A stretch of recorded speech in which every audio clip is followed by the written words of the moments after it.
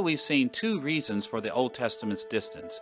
We should turn to our second subject, the kinds or types of distance we find between ourselves and the Old Testament. What kinds of things do we encounter in the Old Testament that seem strange to us? Needless to say, we cannot count all the ways the Old Testament seems foreign to us, but it will serve our purposes to think in terms of three basic kinds of distance between us and the Old Testament. First, theological distance. The differences between what we believe as New Testament Christians and the theological perspectives set forth in the Old Testament. Second, cultural distance. The differences between our modern cultures and the distinctively ancient Near Eastern cultural outlooks that we find in the Old Testament. And third, personal distance. The differences between you and me as people and the people associated with the Old Testament. Now, we should all realize that theological, cultural, and personal dimensions of life cannot be utterly separated from each other. They're deeply entwined and influence each other in countless ways. This was true in the days of the Old Testament, just as it's true in our own day.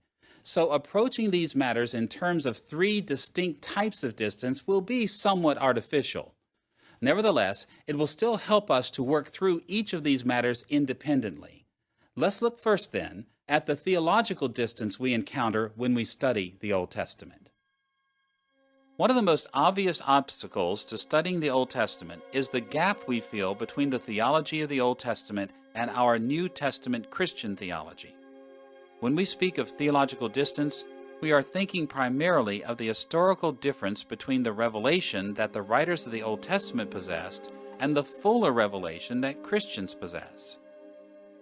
We have in mind the fact that the Old Testament teaches many things about God and our relationship with Him that appear, well, at least at first glance, to be very different from what we learn from the New Testament. Every Christian who reads the Old Testament realizes at some point or another that the Old Testament presents theological viewpoints that do not appear to correspond with the New Testament. Think about some examples of these theological differences. For example, God called Abraham to sacrifice his son. But what would we think about someone today who told us that God called him to sacrifice his son? We wouldn't even begin to take such a theological claim seriously. And in the days of Moses, God expected his faithful people to seek their salvation by marching from Egypt to a promised land. But we would certainly think it strange if we found a group of Christians literally marching through the wilderness to gain salvation. In the Old Testament, we also read of men devoting themselves to God's service by making Nazirite vows not to cut their hair, but it certainly seems strange to us that God was so pleased with such vows.